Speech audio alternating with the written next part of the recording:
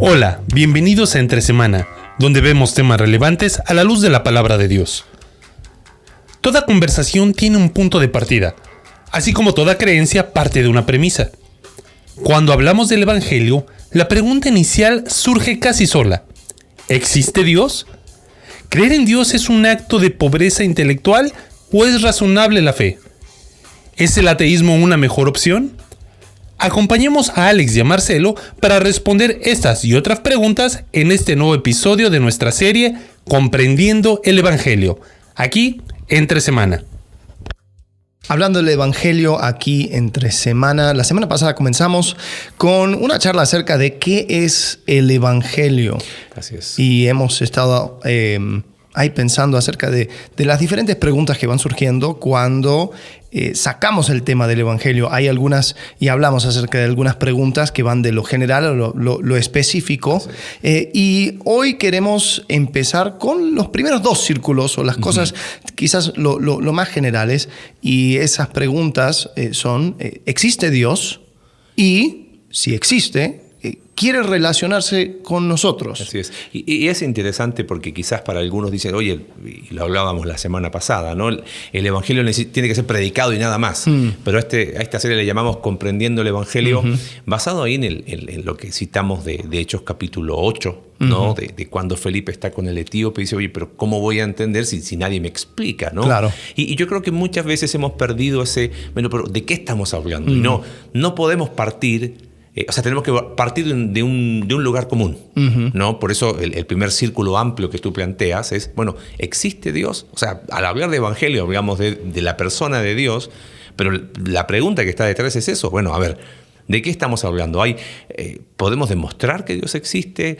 A veces cometemos el error de predicar el evangelio sin saber que si nuestro interlocutor al menos cree en la existencia de un ser superior, ¿no? Sí, y yo creo que es una pregunta muy legítima para comenzar, porque ¿de qué me sirve continuar y hablar? O sea, por ejemplo, si Dios no existe, pero se puede comprobar la existencia y vida y muerte de Jesucristo, o Jesús de Nazaret, porque no sería ningún Cristo, entonces, ¿qué es? O sea, ¿qué me llevo? O sea, con sus enseñanzas, con su vida, con su ejemplo. Es simplemente eso. Hay un buen hombre, deberíamos de seguirle. Decía cosas muy bonitas, algunas cosas locas, como que de que era el Hijo de Dios. Pero está bien, con que filtremos eso muy, muy bonito, ese Jesús. Y yo creo que eso cambia el significado por completo. Sí. Entonces tenemos que primero establecer, no, yo creo que Dios existe. Y eso, obviamente, el mundo se va dividiendo en cuanto a esa pregunta. Hay personas que no existen en Dios, hay otras personas que existen en Dios, pero después tienen otra interpretación de quién es Dios. ¿Quién es Dios? Pero yo creo que primero esa pregunta se tiene que hacer. Sí, y sabes que es interesante que va a sonar un poco raro quizás para quienes nos oyen siempre, pero esa pregunta no podemos responder con la Biblia como un primer respuesta que ponemos sobre la mesa. ¿Por qué razón? Porque creo que lo dijimos en el episodio anterior, ya no recuerdo, cuando uno empieza a repetir tonteras es porque llega a cierta edad, ¿no? Pero la Biblia asume la existencia de Dios desde el versículo 1. Claro, en el principio Dios, no dice, bueno, estas son las evidencias. Estos son los argumentos. Claro. Presume o asume la existencia de Dios. Por lo tanto, podemos afirmar que la Biblia no está escrita para comprobar la existencia de Dios. Más bien es un ejercicio filosófico, es un ejercicio de comprensión, de decir, a ver, ¿qué pongo sobre la mesa? ¿Y qué implica asumir la existencia de Dios? O como dijiste tú, de una u otra manera, dividir el mundo entre los que tratan de explicar lo que se puede ver, porque eso sería lo objetivo. Existimos hoy por hoy en este mundo relativo hay gente que piensa que está en cualquier lugar menos en el planeta Tierra, pero en este planeta objetivo, aplicando un método científico, tenemos que establecer, quizás hay algunos autores que hablan de presuposiciones, ¿no? Todos partimos de supuestos, a ver, partamos por la base de que observamos en común. Vamos a suponer que tú, Alex, eres la persona ¿Atea? No, la persona que establece un sistema donde no es necesaria la existencia de un ser superior o Dios. Y tenemos otra persona aquí invitada que dice, no, yo creo que sí. Y podríamos dividir los habitantes del planeta en decir, bueno, yo explico lo que es observable, ¿no? Que vendría a ser lo objetivo, desde una premisa de que no es necesaria la existencia de un Dios, y otros dicen sí. ¿Ves? Y empiezan a explicar. Quizás la discusión en cuanto al origen de lo conocido es cualquiera de los dos asume un principio. ¿Ok? Sí, porque si vamos a hablar acerca del... Yo soy científico, yo observo y yo pruebo y yo... Entonces, por lo tanto, o sea, ¿quién era? Yuri Gagarin o ¿cuál era el primero que subió al espacio? Ese fue el ruso que voló, el que pisó la luna. Sí, creo que era Yuri. Sí, Yuri. Él dijo, llegué al espacio, busqué a Dios, no lo encontré. Entonces, hay personas que toman, o sea, se sienten muy científicos y dicen, no, yo sigo el método científico, por lo tanto Dios no existe, no entra. Bueno. Pero el problema es la existencia de Dios y la creación inteligente, si podremos decirlo así, requiere una plática acerca de origen. Claro, totalmente. Y nadie estuvo en el momento del origen. Por lo tanto, se requiere un poco de fe. Sí, no, y bueno, ahí creo que lo expresaste muy bien.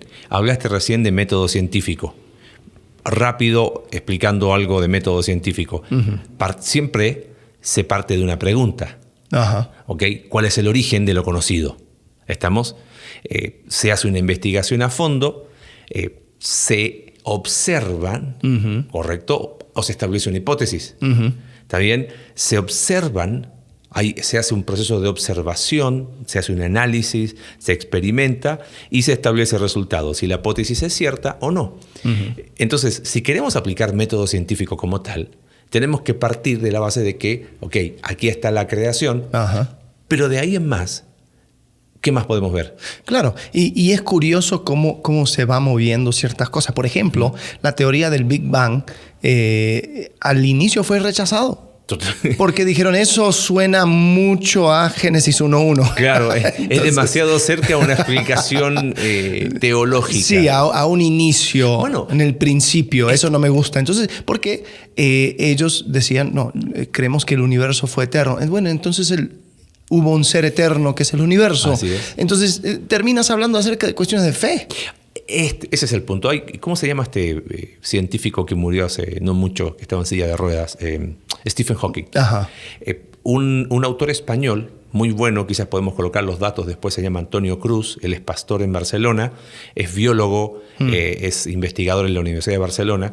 Él le respondió en un libro que él había escrito, Stephen Hawking, y le dijo, técnicamente tú siendo un científico, te están metiendo en un campo filosófico teológico. Claro. Porque si quisieras hacer ciencia, lo único que puedes determinar es que observamos que existe un mundo organizado, que existe interacciones entre distintas familias de seres vivientes, hablando sin ningún tipo de lenguaje científico, ¿okay?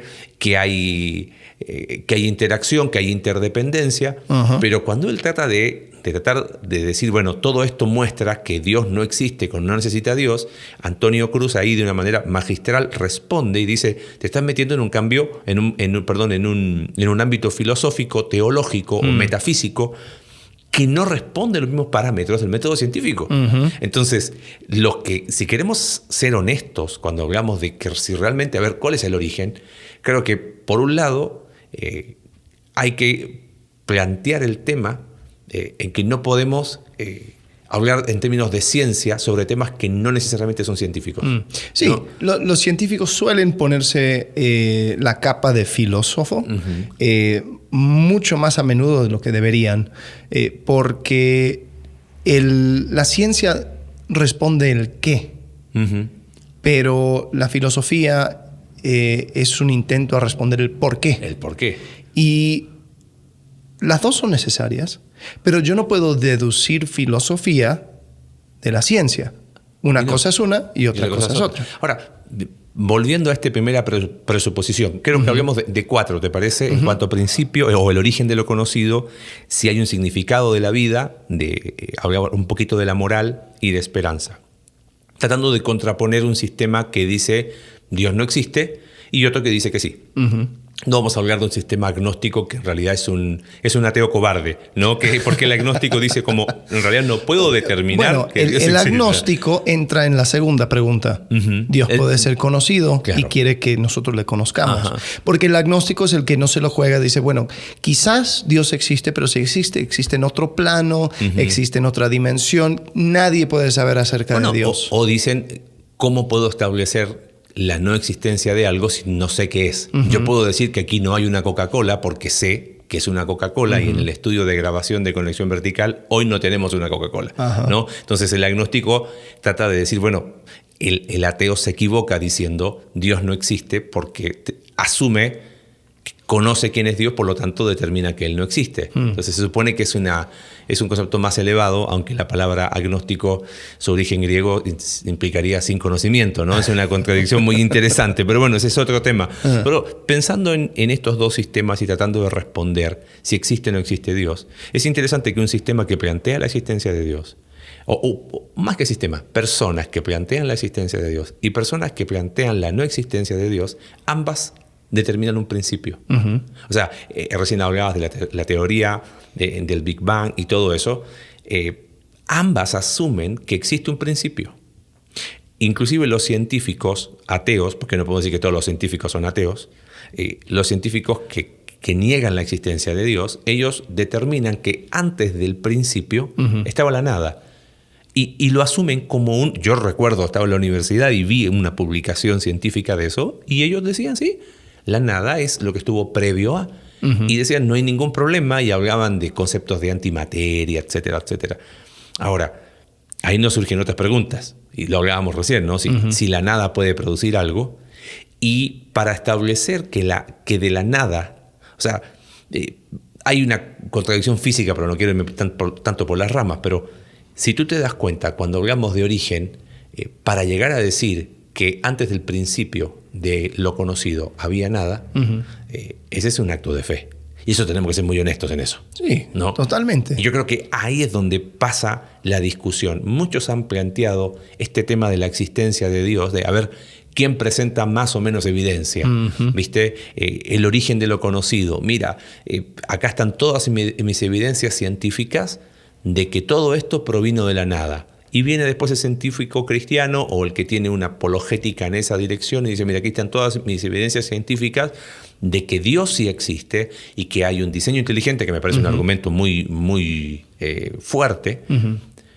Y es como que se van en una discusión de quién tiene más evidencias o quién tiene menos evidencia. Claro. Pero eso no nos lleva a ninguna parte. Sí, y también hay otras cosas que se tienen que tomar en cuenta. Nosotros no podemos simplemente decir Dios existe y no hay manera que tú me puedas falsificar esa evidencia. Hay una teoría, es un ejercicio mental de Bertrand Russell, un ateo famoso, se llama la tetera de Russell.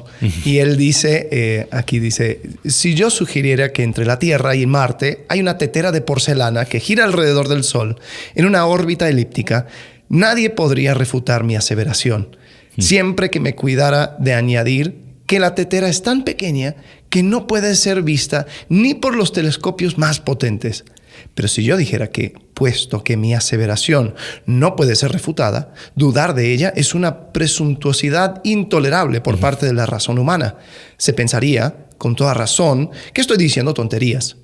Sin embargo, si la existencia de tal tetera se afirmara en libros antiguos, si se enseñara cada domingo como verdad sagrada, si se instalara en la mente de los niños en la escuela, la vacilación para creer en su existencia sería un signo de excentricidad. ¿Y quién dudaría? O quien dudara merecería la atención de un psiquiatra en un tiempo ilustrado o la del inquisidor en tiempos anteriores. Entonces lo que está diciendo básicamente es, oye, ustedes establecieron una teoría, claro, lo fueron poniendo en la Biblia y ahora la existencia de Dios pues se tiene que reconocer porque, pues, ¿quién eres tú para negármelo? Entonces, ¿por qué digo todo esto?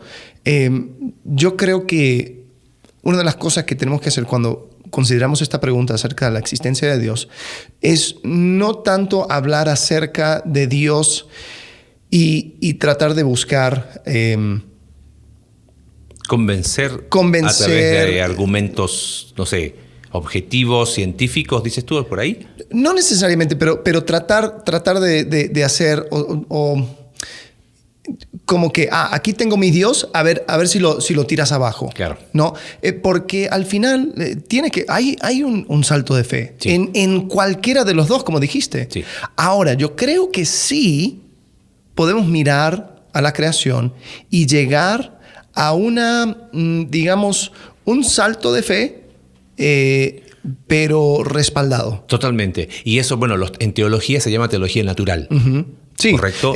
Bueno, en Romanos 1 lo dice. Ajá. Dice lo que se puede conocer acerca de Dios es evidente para ellos, pues Él mismo se lo ha revelado, porque desde la creación del mundo las cualidades invisibles de Dios, es decir, su eterno poder y su naturaleza divina, se perciben claramente a través de lo que Él creó, de modo que nadie tiene excusa. Totalmente. Y en ese sentido es muy interesante, por ejemplo, el Salmo 19, los cielos cuentan, explican la gloria de Dios, demuestran la gloria de Dios y lo que citaste de Romanos capítulo 1. O sea, la Biblia inclusive habla de esta revelación, a uno le llaman general o otros le llaman teología natural, y es muy, ¿cómo sería? Muy apropiado decir, a ver, acá tenemos, creo que tomando un poquito lo que dijiste, tenemos que ser honestos en decir, en ambos hay fe, ¿correcto? Para decir que todo esto viene de la nada o que todo esto proviene de Dios. Pero no es una fe que, ok, pero yo prefiero esta fe a la otra fe. No es un salto al vacío sin nada racional. O sea, tú hablabas un poquito del concepto de diseño inteligente, sí. ¿no? Francis Collins, si no me equivoco, sí. es el hombre que estuvo metido... Descubrió. Descubrió toda la secuencia del ADN sí. y todo eso. Y él dice, o sea, es un científico cristiano, y dice, mira, es imposible no ver diseño inteligente. Claro. Y él dice, en el mundo académico donde él se mueve, ok, elimina la palabra de Dios.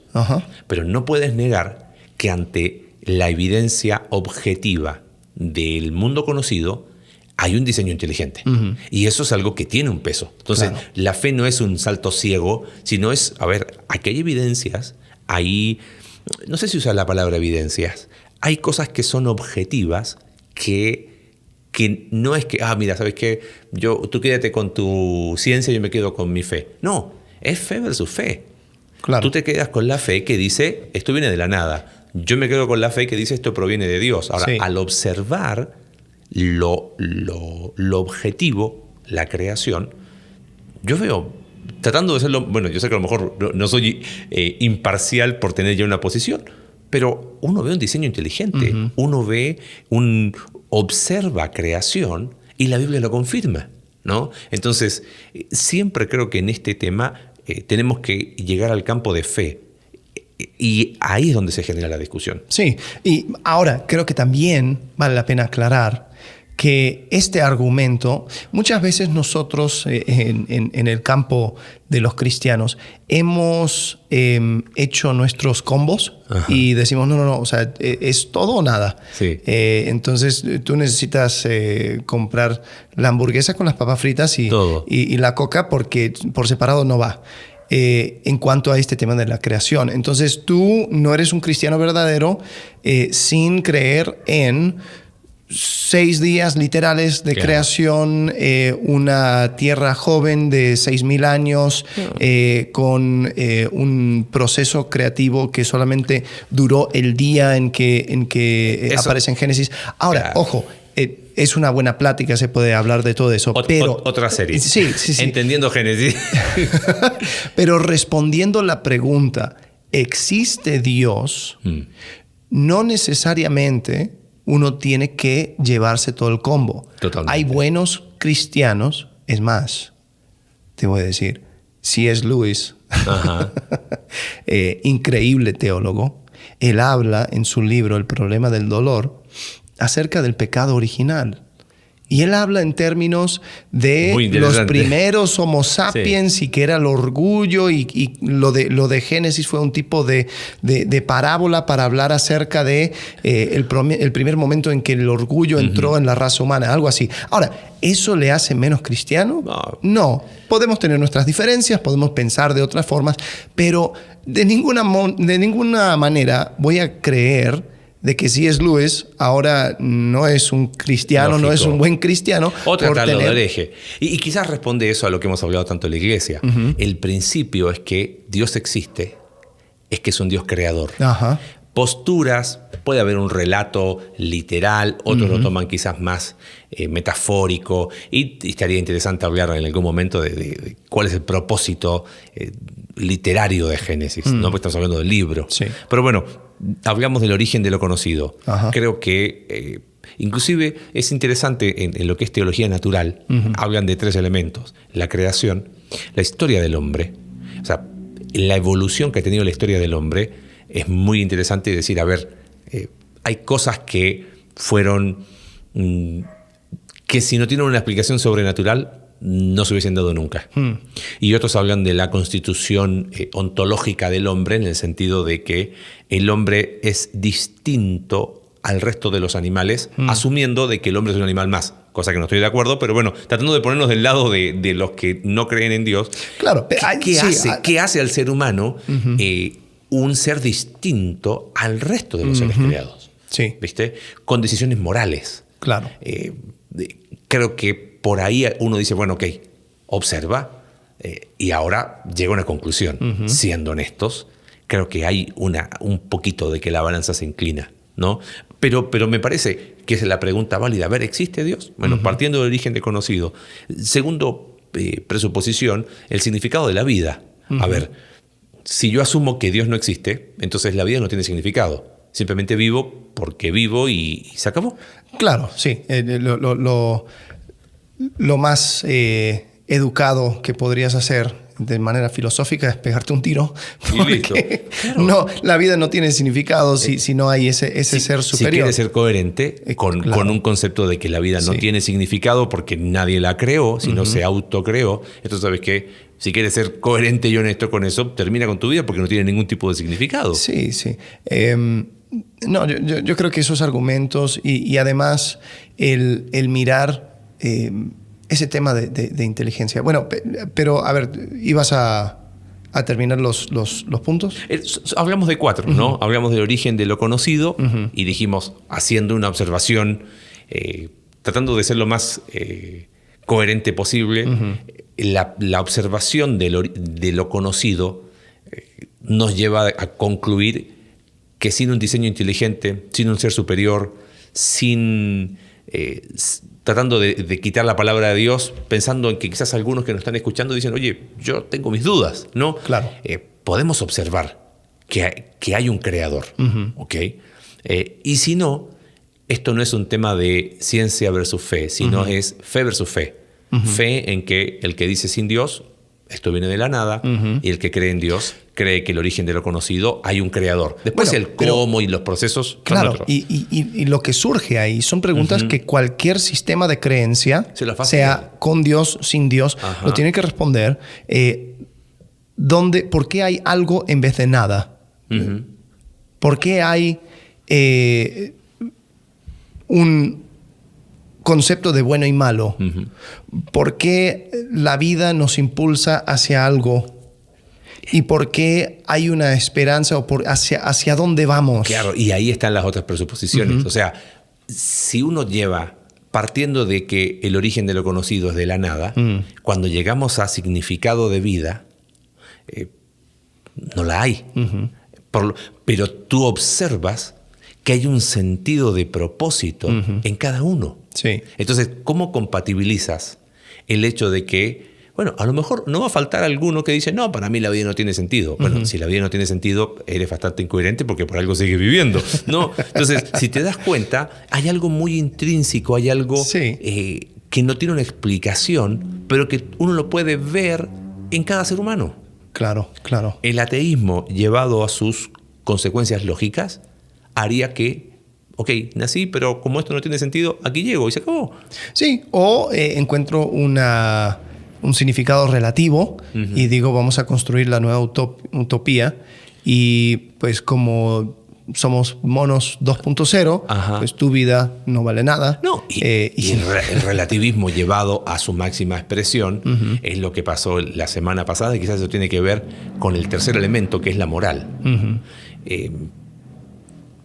Filósofos, crítica de la lógica práctica o de la lógica pura de la razón práctica de Immanuel Kant, filósofo ateo de 1700, si no me equivoco.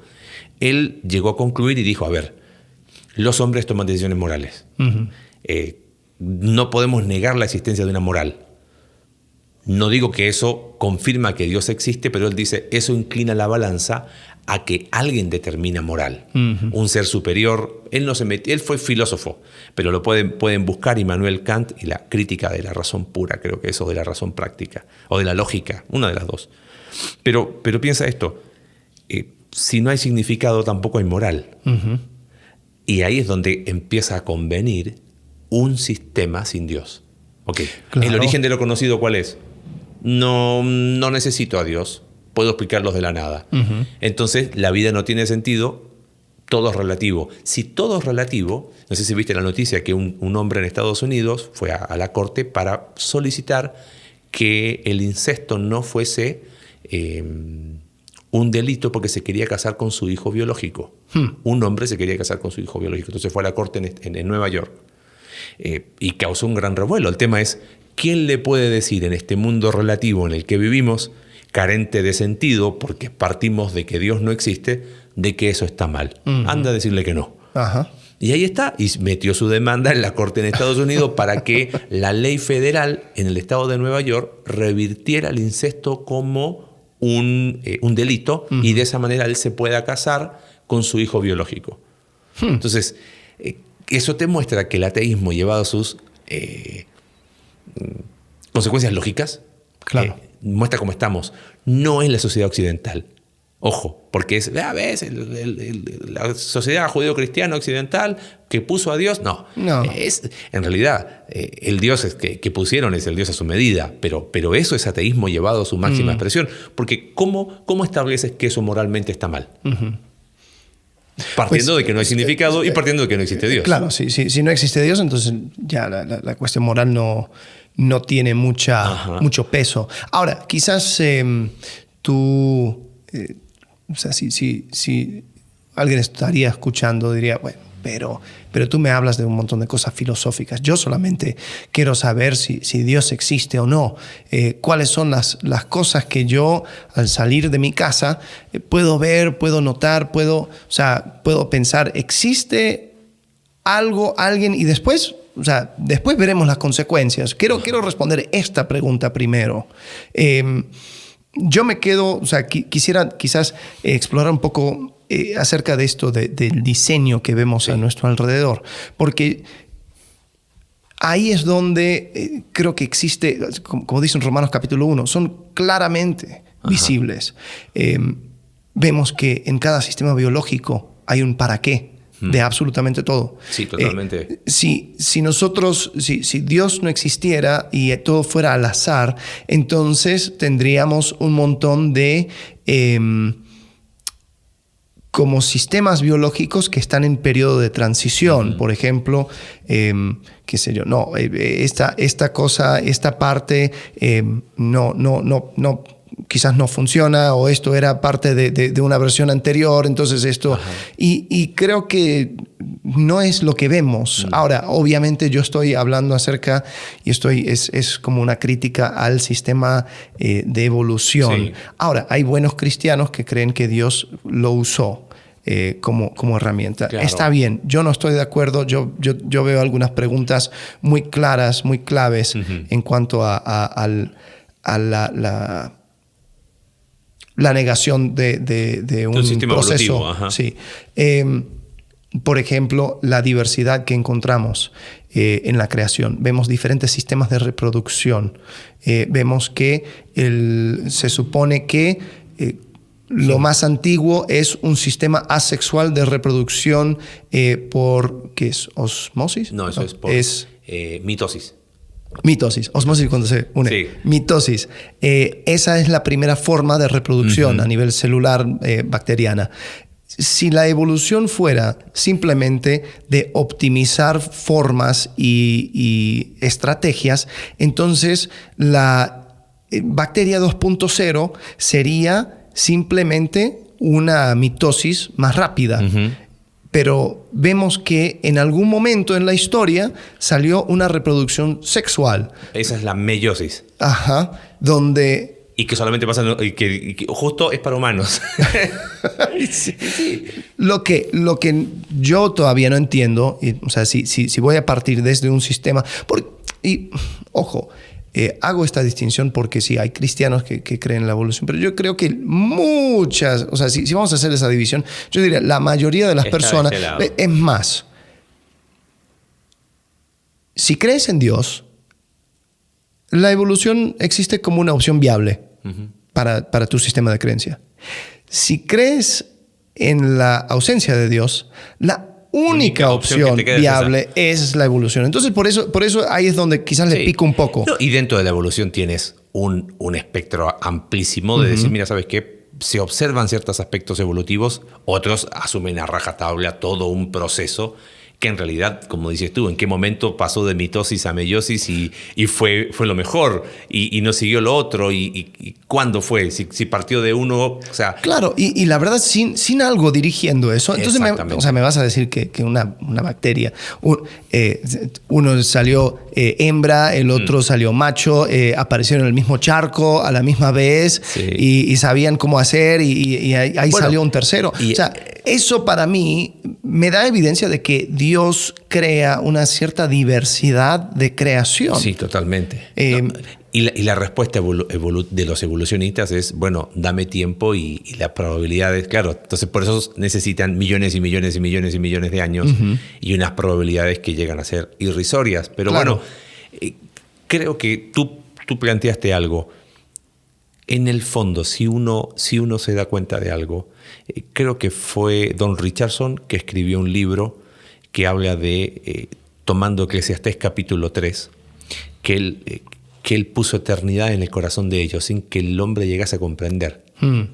Y él habla de que en su observación como misionero, sobre todo él estuvo en Papúa Nueva Guinea y en otras islas del Pacífico Sur, él dice, siempre hay, aún en cada cultura, un sentido de trascendencia que no tiene una explicación lógica, que no tiene una explicación ni siquiera histórica, porque estamos hablando de civilizaciones en distinto lugar, pero hay un sentido de trascendencia que de dónde surge, ¿no?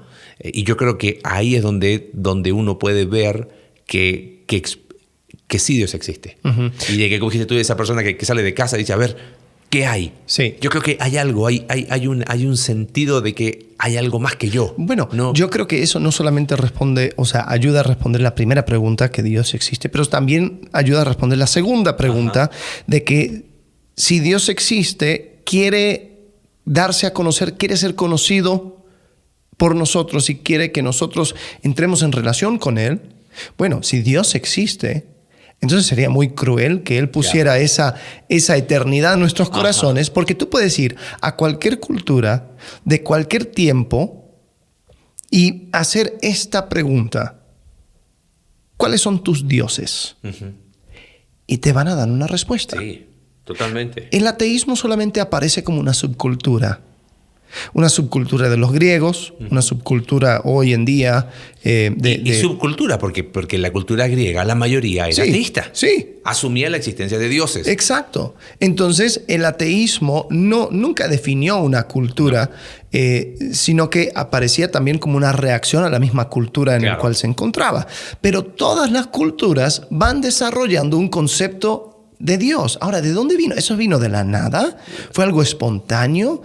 Hay personas que dicen, no, el problema es que tenemos un hipocampo mucho más grande que cualquier otro animal y eso crea como efecto secundario una necesidad de un ser superior. Entonces es un defecto. Claro, y ahí tendríamos que preguntarnos, bueno, ¿y quién es ese hipocampo más grande? ¿No? Pero bueno, y quizás ahí pensando un poquito y tomando esa última pregunta y para ir amarrando algunas cosas finales. Creo que es un ejercicio honesto observar y decir, creo que sí existe Dios. Y plantear sobre la mesa, si tienes dudas, no son dudas del tipo científico. Sí. Son dudas de tipo fe y moral. Porque de alguna manera fe y moral van de la mano. Me conviene de alguna manera determinar la no existencia de y ejercer una fe en la nada, porque la nada lo único que produce es nada. O sea, a nivel moral tampoco hay nada, ¿no? Creo que si vamos a discutir en ese ámbito, planteémonos ahí. ¿Por qué? Sí. Porque caer en las preguntas, bueno, si Dios existe, ¿por qué existe mal? Esas son preguntas que han sido respondidas por teólogos de manera brillante, ¿no? Y podemos hacerlo en otro momento. Pero si uno es honesto, o sea, esos son excusas, no son argumentos. Claro. ¿Está claro? Y creo que, o sea, lo que dices es verdad, porque si existe Dios y ese Dios quiere entrar en una relación conmigo, porque también, o sea, si existe Dios y anda en la dimensión en Z, el éter. Sí, o sea, ¿qué importa? Pero si existe Dios y quiere entrar en una relación conmigo, ¿qué Claro. quiere de mí? Bueno, ¿Qué demanda de mí? Exactamente. Y ahí quizás dejemos plantear algunas cosas para la próxima semana en cuanto a cómo sabemos. Pero tenemos que hablar un poquito de Biblia, en el sentido de, la Biblia explica, hablamos de teología natural, ¿no? La creación es una forma en que Dios se da a conocer y dice, mírenme, esto no salió de la nada, Sí. ¿no? La conciencia, a Romanos capítulo 2 habla de que para aquellos que no conocieron la ley escrita, la conciencia es la ley en sus corazones, ¿no? Y que tiene que ver con el argumento moral de Kant. O sea, hay algo más allá que impulsa a las personas a decir, esto va contra natura, va contra lo naturalmente conocido. Y después tenemos la persona de Jesús, obviamente, ¿no? Muy interesante en Juan capítulo 1, verso 18. A Dios nadie le conoció jamás, ¿no? Y el concepto es, nadie puede estar a la misma altura de Dios y poder comprender la esencia de Dios. Pero el unigénito Hijo, que está en el seno del Padre, dice, Él le ha dado a conocer. Y esa palabra, Él le ha dado a conocer, es un verbo muy interesante de donde nosotros sacamos la palabra exégesis. Jesucristo es la exégesis de Dios, es la explicación de Dios.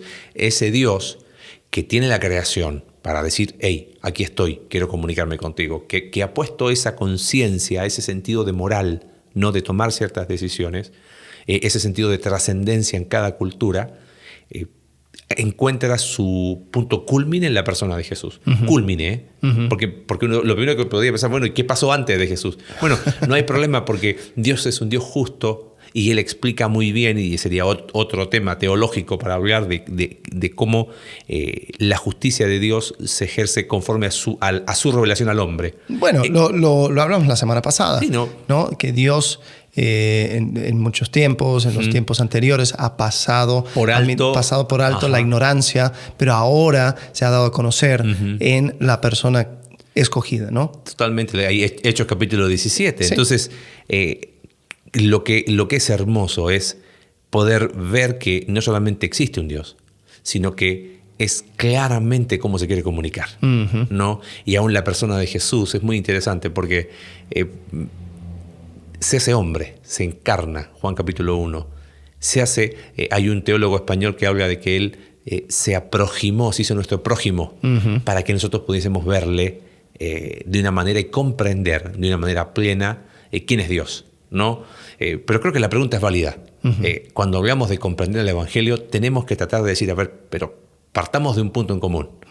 Y quizás para quienes nos están escuchando, que creen en Dios, o quizás para algunos que no. En la mesa de discusión tenemos que poner esas dos cosas. Es una decisión de fe. Hay un ejercicio de fe en un sistema que explica lo conocido con Dios o sin Dios. Y ahí es donde cada uno debe responder dónde va a poner esa fe y las implicancias prácticas y morales que eso tiene. Bueno, yo diría que ponga en pausa las implicancias prácticas y las implicancias morales.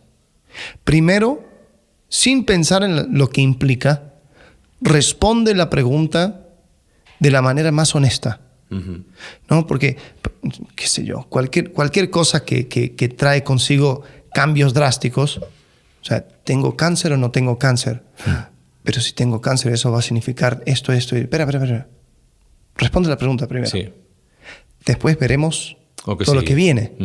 Pero yo creo que eso es lo que sucede. Ya se adelantan y dicen, no, el camino que traza esta respuesta me va a llevar para mí es inaceptable. Porque yo ya tengo mi estilo de vida, yo ya tengo mi forma de ser, yo estoy plantado, arraigado en mi trono y yo no lo voy a entregar a nadie. Entonces ahí te das cuenta que el tema no pasa por evidencia científica no. Es moral, es fe y moral, y esa es la conversación que tenemos que tener. Pero bueno, queremos seguir comprendiendo el Evangelio y tenemos que partir por ese círculo. Claro. Dios existe y quiere darse a conocer, quiere tener una relación. Bueno, eso lo podemos explicar mucho mejor con la Biblia abierta. Entonces quizás ahí vendría el segundo círculo, ¿no? Más reducido, que tiene que ver con, bueno, qué tan confiable es el libro, ¿no? Por el cual Dios se da a conocer. Sí, o ¿cuál es la manera en que Dios se da a conocer? Obviamente, la Biblia es una de esas opciones, pero hay otras. Hay una manera de determinar cuál sería la forma más lógica o la ideal por el cual Dios se dará a conocer. Si se diera a conocer por medio de un libro, ¿cómo sería ese libro? Etcétera. Entonces eso lo vamos a explorar la próxima semana. Así que ahí nos vemos. Sí. Hasta la próxima, donde seguiremos explorando lo que significa el Evangelio. Gracias. Gracias por acompañarnos en un capítulo más de Entre Semana. Recuerda que puedes seguirnos a través de nuestra página web Iglesia Conexión Vertical /Entre Semana, Spotify, Apple Podcast y Google Podcast. Hasta la próxima.